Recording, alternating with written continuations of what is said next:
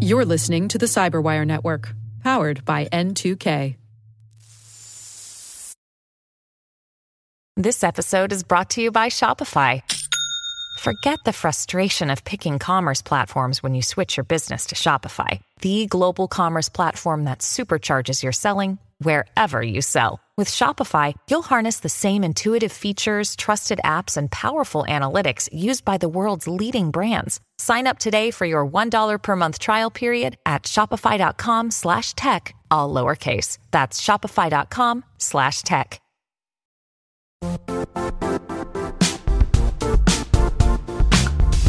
Quick question.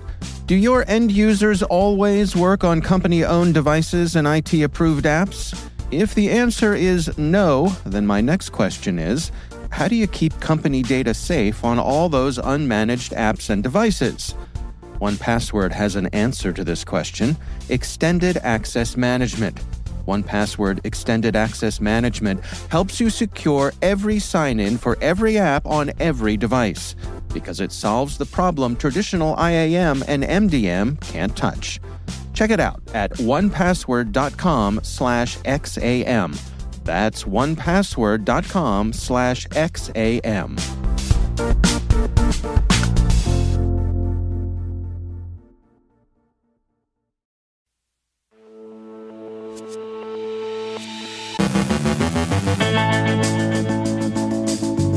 Thousands of education sector devices have been maliciously wiped after an attack on a UK MDM firm. A perceived design flaw in Microsoft Authenticator leaves users locked out of accounts.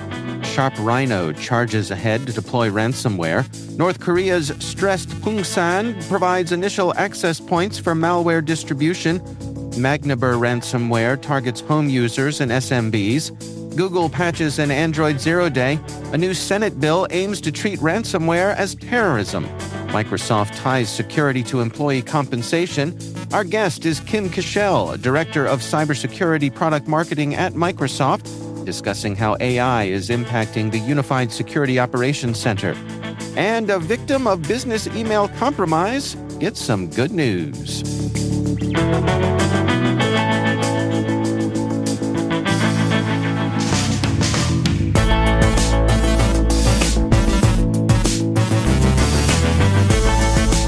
It's Tuesday, August 6th, 2024. I'm Dave Bittner, and this is your CyberWire Intel Briefing.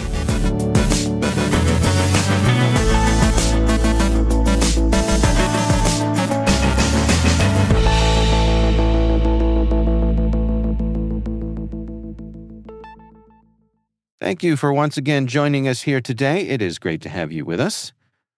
A massive cyber attack on Mobile Guardian, a UK-based mobile device management firm, has disrupted schools and businesses globally, affecting North America, Europe, and Singapore. Thousands of iOS and Chrome OS devices were remotely wiped, causing data loss. The company is investigating and has temporarily halted services.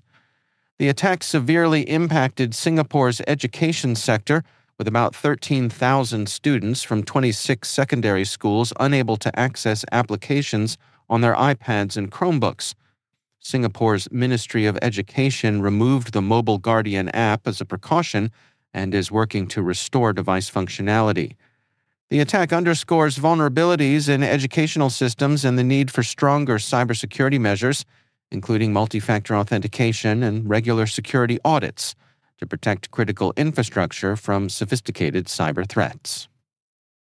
As multi-factor authentication becomes more prevalent, users increasingly rely on apps like Microsoft Authenticator to secure their accounts.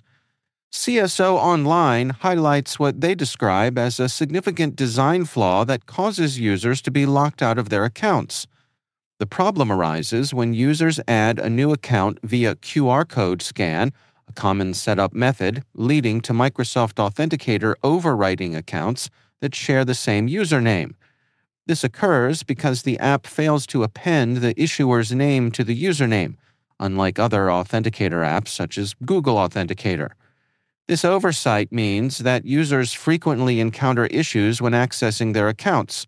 often blaming the company issuing the authentication rather than recognizing the flaw within Microsoft Authenticator. This misunderstanding results in wasted help desk resources as companies attempt to resolve an issue beyond their control. Experts have noted that this issue has persisted since the app's release in 2016, despite the availability of workarounds, such as using alternative authentication apps or manually entering codes. The problem highlights a significant gap in Microsoft's design approach. Critics argue that Microsoft's decision not to align with industry standards, which would prevent such overriding issues, reflects a lack of consideration for user experience. The situation highlights the importance of designing software with both security and usability in mind. Ransomware as a service group Hunters International has developed Sharp Rhino, a new C# malware used as an initial infection vector and persistent remote access Trojan. Delivered via a typo squatting domain mimicking Angry IP Scanner, Sharp Rhino increases privileges and moves laterally to deploy ransomware. Hunters International emerged in October 2023 and ranks among the top 10 ransomware actors. Strongly linked to the defunct Hive group, it uses a Rust-based encryptor to lock files with the .locked extension after exfiltration. Sharp Rhino disguises itself as a legitimate network tool using a valid code certificate. It communicates with a Cloudflare serverless architecture endpoint, the command and control infrastructure, using obfuscated C# code and fileless malware tactics. GuardDog Software identified 2 malicious packages in PyPy and NPM linked to a North Korean-aligned threat actor cluster known as Stressed Pungsan, aligning with Microsoft's Moonstone Sleet. These packages serve as initial access points for malware distribution, facilitating data exfiltration, credential theft, and lateral movement within targeted environments. On July 7th of this year, an NPM user named NagaSiren978 uploaded files which downloaded malware from a North Korean command and control server, using malicious batch scripts and DLLs to target Windows systems. These packages employed a pre-install script to download and execute a DLL using the Run DLL 32 utility and then self-destruct to avoid detection. Analysis revealed these packages impersonated legitimate ones by mimicking their names. The downloaded DLL appeared benign, suggesting it might be an incomplete version or part of testing, indicating possible experimentation by the threat actors. The Magniber ransomware campaign is aggressively targeting home users worldwide, encrypting devices and demanding ransoms starting at $1,000. Magniber, which began in 2017 as a successor to the Cerber ransomware, has used various methods over the years, including exploiting Windows 0 days, fake updates, and Trojanized software cracks. This ransomware mainly targets individual users and small businesses who unwittingly download and execute malicious software. Recent spikes in Magniber activity have been noted since July 30th, with victims reporting infections after using software cracks or key generators. Once activated, Magniber encrypts files and leaves a ransom note with a URL to a Tor site for payment. Currently, there's no free decryptor for Magniber's latest versions. Users are advised against using illegal software cracks, as they pose significant security risks. But you already knew that. Google announced its August 2024 security patches for Android, addressing over 40 vulnerabilities, including a zero-day flaw. This high-severity kernel vulnerability, potentially exploited in targeted attacks, can lead to remote code execution with system privileges. Discovered by Google's Clement Lessine, it involves a use-after-free condition. Other patched vulnerabilities affect the framework, system, ARM, imagination technologies, MediaTek, and Qualcomm components, including one critical Qualcomm flaw allowing a permanent denial-of-service condition. These updates aim to enhance Android's security against privilege escalation, information disclosure, and denial-of-service attacks. A new proposal from the Senate Intelligence Committee aims to combat ransomware by treating it like terrorism. Sponsored by Mark Warner, a Democrat from Virginia, the bill seeks to name and shame ransomware gangs as hostile foreign cyber actors and designate countries that harbor them as state sponsors of ransomware, allowing sanctions similar to those for terrorism. This would be the first U.S. law directly linking ransomware to terrorism. The bill is intended to elevate ransomware to a national intelligence priority, empowering U.S. agencies to act more aggressively against threats. However, experts question its effectiveness, noting that ransomware groups and their state sponsors are often already under sanctions, and questioning if new ones would have any real impact. Critics argue the bill might be more symbolic than practical, signaling Washington's commitment to addressing ransomware attacks. To address recent criticism for security issues in its products, Microsoft is now linking security performance to employee reviews and compensation. An internal memo from Microsoft's Chief People Officer, Kathleen Hogan, outlines a new security core priority policy, emphasizing security over other considerations. Lack of focus on security may impact promotions, salary increases, and bonuses.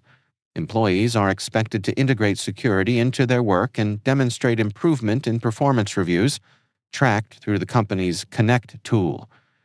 This initiative extends to all roles, with executives having security deliverables tied to their reviews. The policy aims to solidify Microsoft's security-first mindset across its workforce, crucial for maintaining trust in its software and services around the world.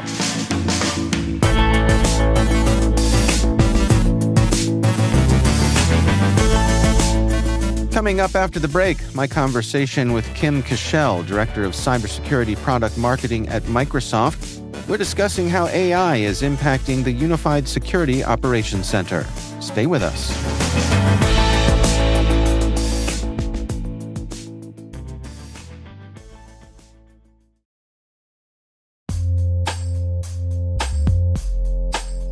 Enterprises today are using hundreds of SaaS apps. Are you reaping their productivity and innovation benefits, or are you lost in the sprawl? Enter Savvy Security. They help you surface every SaaS app, identity, and risk, so you can shine a light on shadow IT and risky identities. Savvy monitors your entire SaaS attack surface to help you efficiently eliminate toxic risk combinations and prevent attacks. So go on, get savvy about SaaS and harness the productivity benefits. Fuel innovation while closing security gaps. Visit savvy.security to learn more.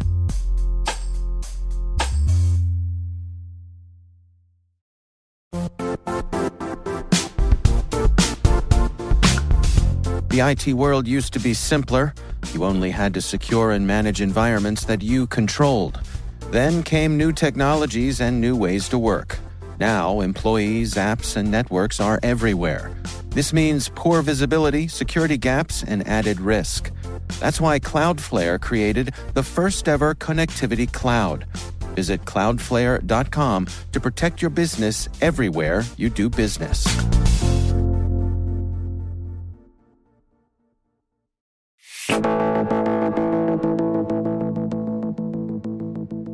Kim Cashel is Director of Cybersecurity Product Marketing at Microsoft.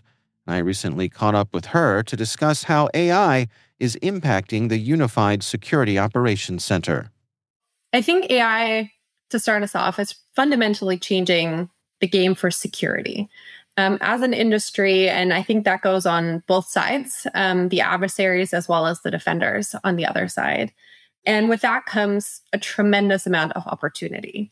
And the way I like to talk about it from the defender side is AI is really, we're at the early stages, but it's really exciting what we're already starting to see because it's really changing security on two fronts. It's one, how are we building AI into the solutions to drive effectiveness, to, have this inherent better protection for security teams? And then secondly, how are we giving generative AI to security operations teams to, up-level their own skill set effectively? Can you give us some specific examples of where you think AI is best suited to kind of amplify the capabilities of a security operations team? Yeah, absolutely. We've been for years talking about the security skills gap, right? That is only one example. I think the latest number is somewhere around 3.5 million unfilled jobs, but also most organizations will tell you that the security operations team can never be big enough.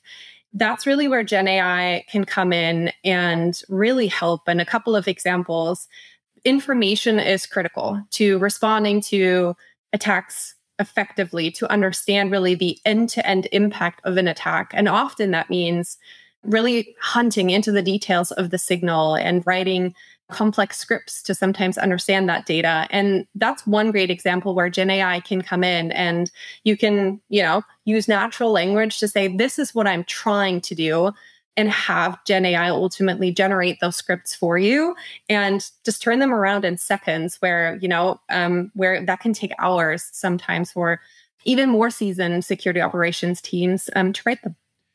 Do you understand a little bit of the hesitancy that some folks have here? I mean, there's certainly no shortage of hype when it comes to AI. And I imagine a lot of folks are careful about separating that hype from the reality.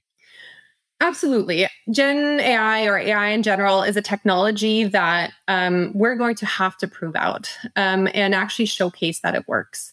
And one other example of, we just talked about, hey, what are the tools that we're helping upskill AI? But the other side that I mentioned earlier is really, well, how are we using AI to build better tools and to build better protection? And I think that's where we're really heading into the direction of what I would refer to as better autonomous protection.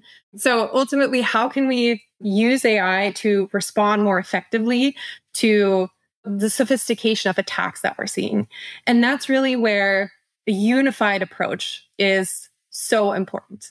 One, really unifying all of the security tools. And our research shows that organizations have somewhat close to 80 tools still that operate in silos.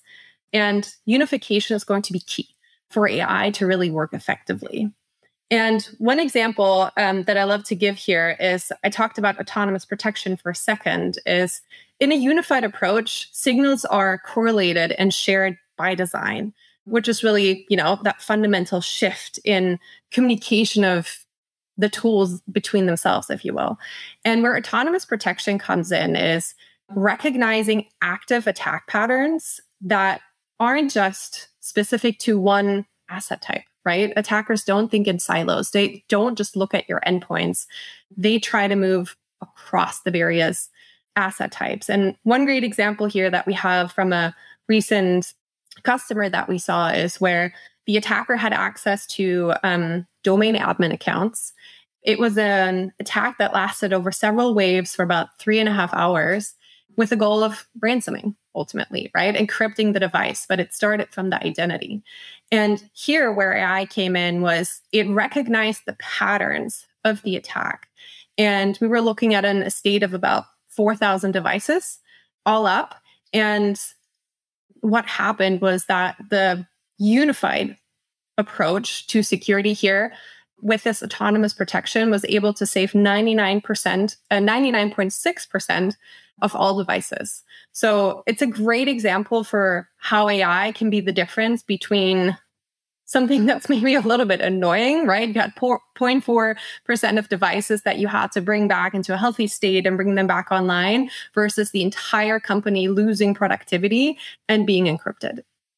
What are your recommendations for best practices for folks to get started with this? Are there particular places or strategies that are best to start that integration process?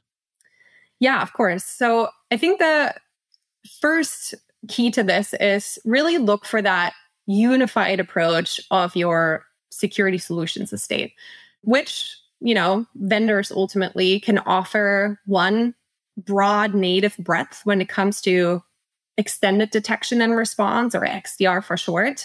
But then within the same tool set, complement that with, a SIM solution that ultimately allows you to bring in any kind of security relevant data from within your network. And, breaking down those silos of how the tools work together is going to be the first fundamental step. And then secondly, it's really about how do you improve the communication between the various teams that you need to make security work in your organization.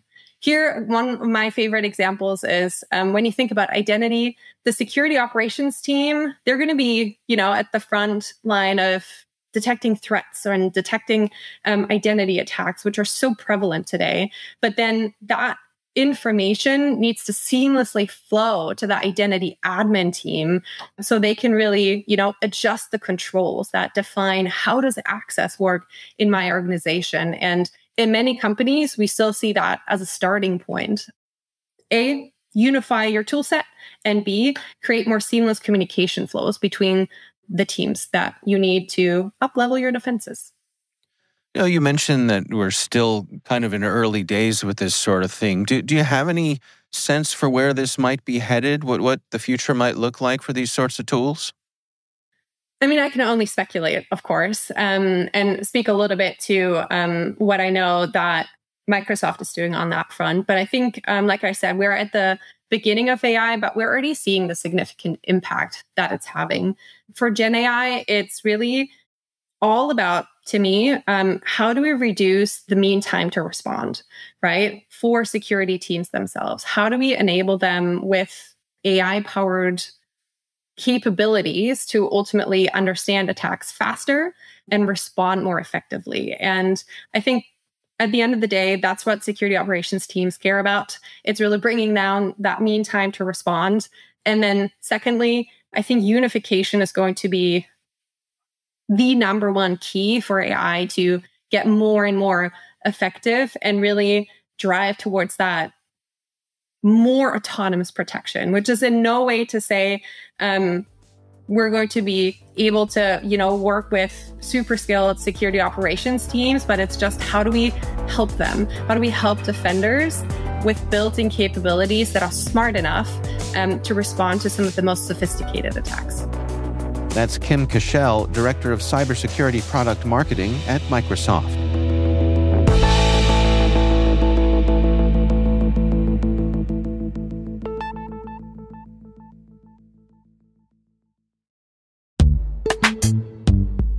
And now a message from Black Cloak. What's the easiest way for threat actors to bypass your company's cyber defenses? Targeting your executives at home. That's because 87% of executives use personal devices to conduct business, often with zero security measures in place. Once execs leave your organization's secure network, they become easy targets for hijacking, credential theft, and reputational harm. Close the at-home security gap with Black Cloak Concierge Cybersecurity and Privacy, award-winning 24/7, 365 protection for executives and their families. Learn more at blackcloak.io.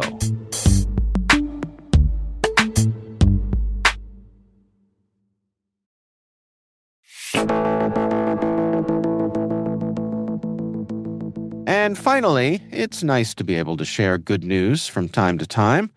A Singaporean commodity firm narrowly escaped a significant loss when police intervened to recover nearly all of the $42.3 million taken in a business email compromise scam. Interpol reported that the firm mistakenly transferred the funds to a bank account on July 15th after receiving a fraudulent email that appeared to be from a legitimate supplier. The scam was discovered 4 days later when the actual supplier reported non-payment. The Singapore police force utilized Interpol's Global Rapid Intervention of Payments to track and withhold $39 million from the scammer's account. Authorities arrested 7 individuals and recovered an additional $2 million. Interpol praised the swift cooperation between local law enforcement agencies in recovering the funds and identifying the perpetrators. BEC scams netted over $2.9 billion in 2023, underscoring the importance of such international collaboration.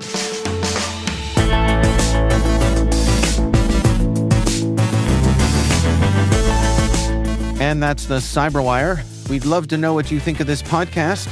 Your feedback ensures we deliver the insights that keep you a step ahead in the rapidly changing world of cybersecurity. If you like our show, please share a rating and review in your podcast app. Please also fill out the survey in the show notes or send an email to cyberwire@n2k.com. We're privileged that N2K CyberWire is part of the daily routine of the most influential leaders and operators in the public and private sector, from the Fortune 500 to many of the world's preeminent intelligence and law enforcement agencies. N2K makes it easy for companies to optimize your biggest investment, your people. We make you smarter about your teams while making your teams smarter. Learn how at n2k.com. This episode was produced by Liz Stokes. Our mixer is Trey Hester, with original music and sound design by Elliot Peltzman. Our executive producer is Jennifer Iben. Our executive editor is Brandon Karp. Simone Petrella is our president, Peter Kilpe is our publisher, and I'm Dave Bittner. Thanks for listening. We'll see you back here tomorrow.